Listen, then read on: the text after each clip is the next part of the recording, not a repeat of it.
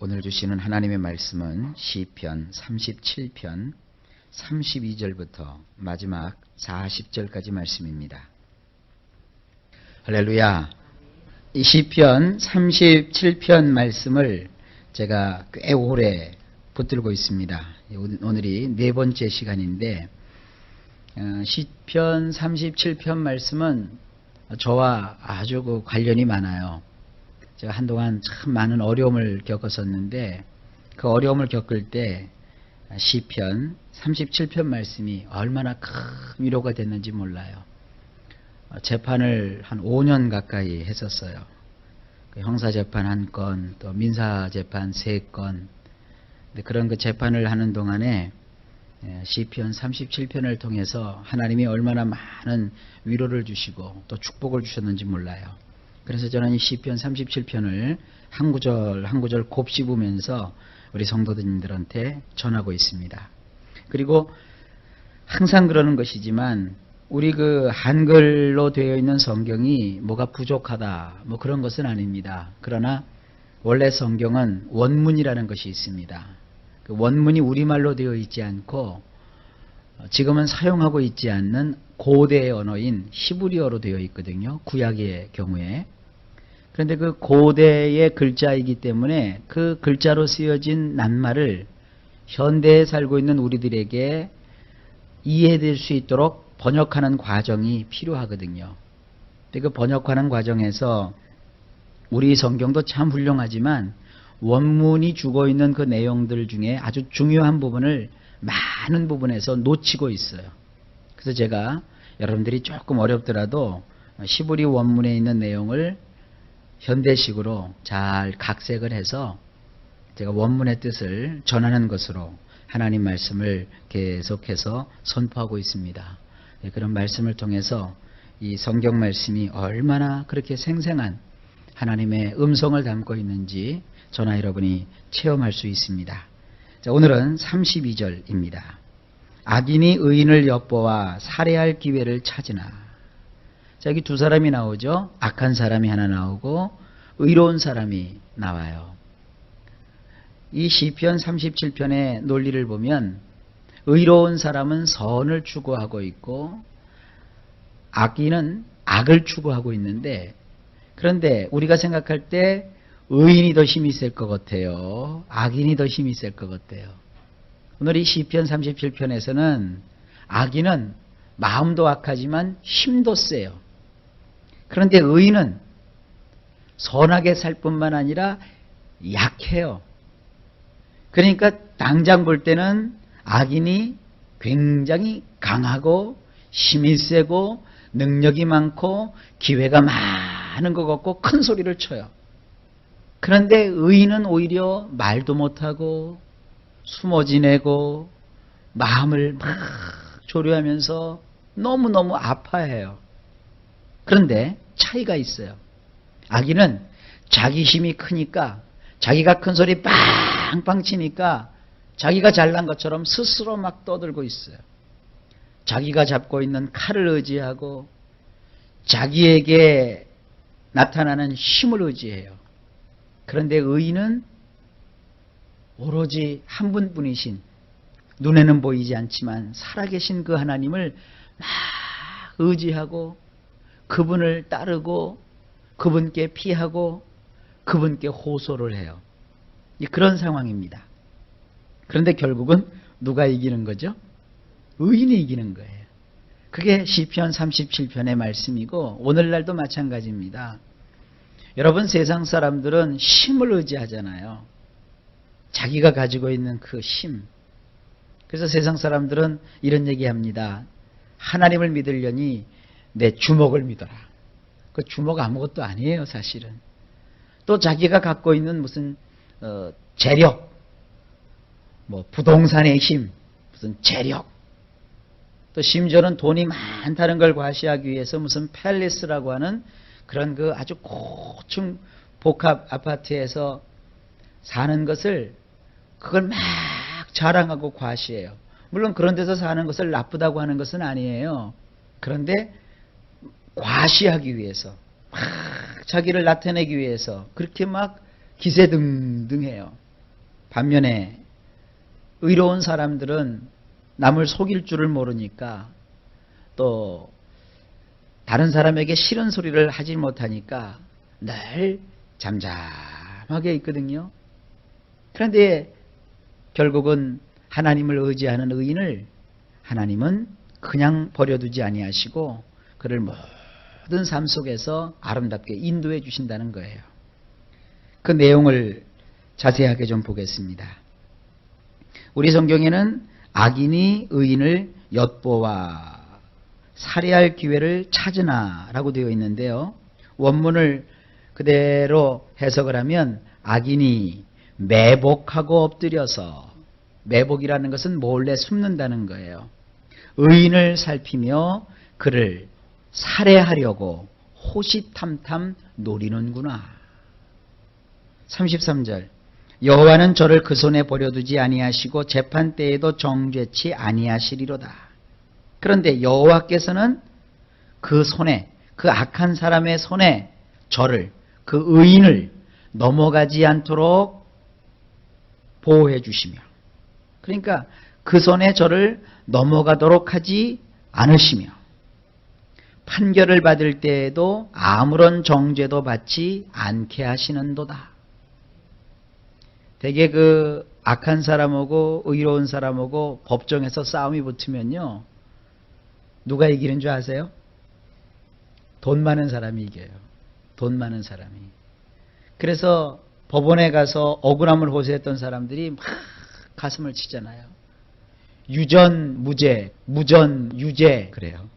유전이 뭐예요? 돈을 많이 갖고 있으면 무죄라는 거예요. 그런데 돈이 없으면 억울해도 죄가 있다는 거예요.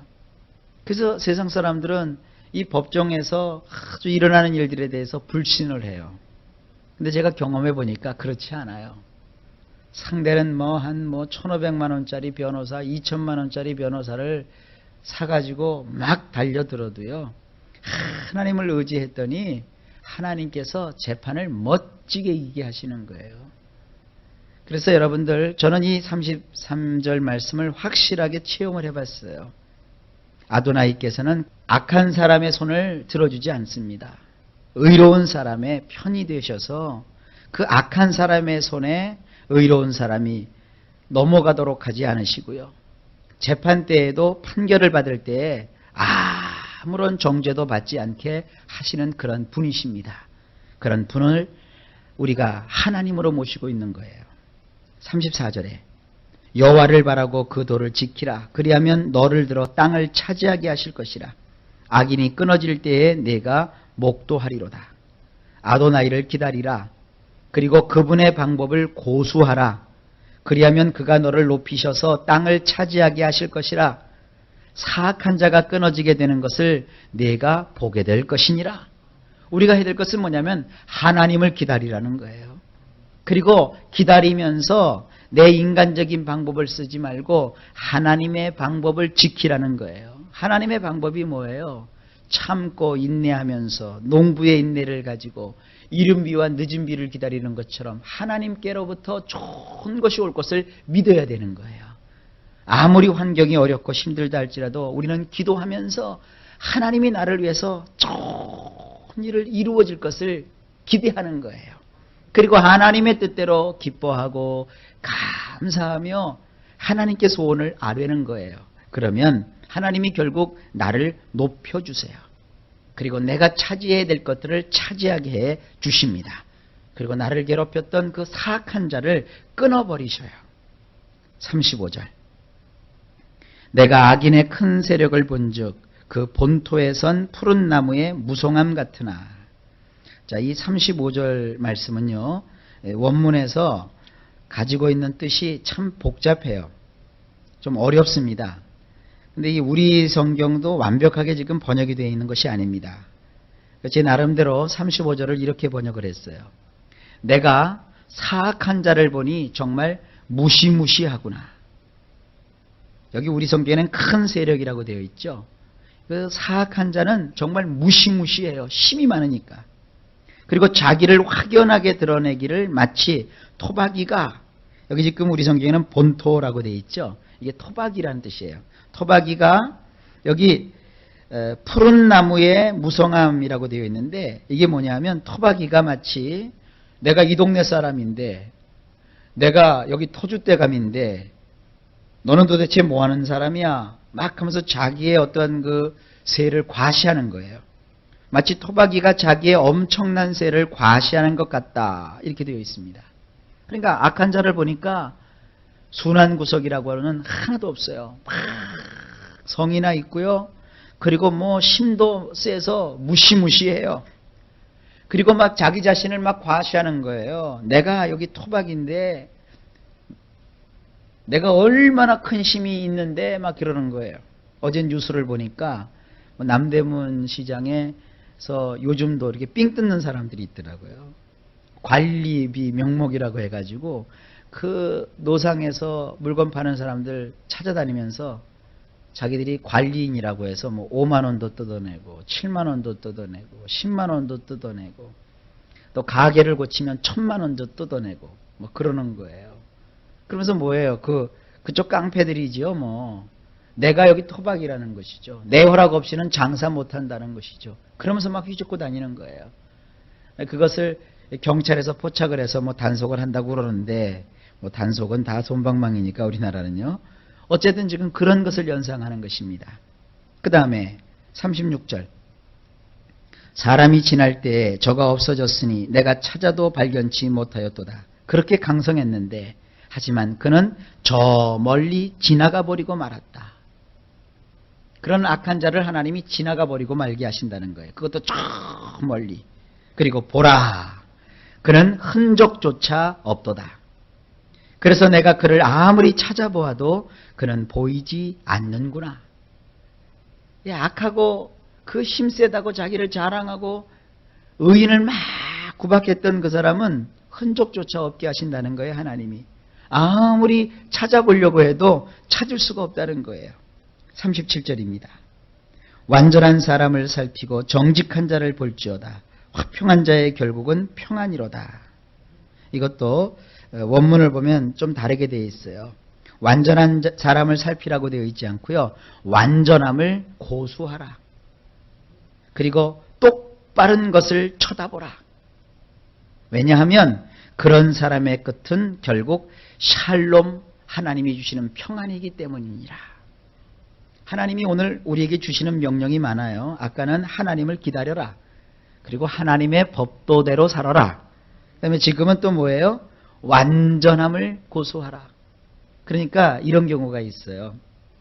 어느 부부를 보니까 이게 부부라는 게 남자하고 여자하고 같이 사는 거잖아요. 그런데 이 남자가 정신이 나간 사람이에요. 왜 그러잖아요? 여우 같은 마누라, 토끼 같은 새끼, 토끼 같은 그 귀여운 아이들, 그 다음에 정말 사랑스러운 아내를 두고 이상한 짓을 막 하고 다니는 거예요. 그러니까 이 아이들도 불안하고 또 가족들도 다 괴롭고 불행한 것이죠. 그런데 문제는 어디서 벌어졌냐 하면 가정은 말이죠. 남자들이 막 이상한 짓을 하고 돌아다녀도 여성이 가정을 지키고 있으면 그 가정은 틀림없이 무너지질 않아요. 그런데 여자도 견디다 못해가지고 바람이 나버렸어요. 그러니까 집에만 들어가면 남자하고 부닥치면 전쟁이죠, 뭐. 근데 밖에 나가니까 돈만 좀 있으면 뭐 사모님 소리도 듣고 뭐 예쁘다는 소리도 듣고 멋있다는 소리도 듣고. 왜 그러잖아요. 대개 세상 사람들이 살아가는 법이 그러잖아요. 그러고 나니까 가정이 완전히 무너져 버리더라고요. 여러분, 우리 예수 믿는 사람들은요 그렇게 살지 않아요. 아무리 상대가 어떻게 하더라도 똑바른 것을 쳐다보는 거예요. 가야 될 길을 바라보는 거예요. 하나님이 원하시는 그 똑바른 인생길이 있어요.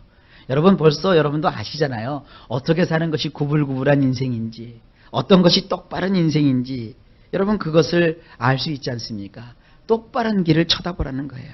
왜냐하면 그렇게 사는 사람의 끝은 결국 샬롬이에요.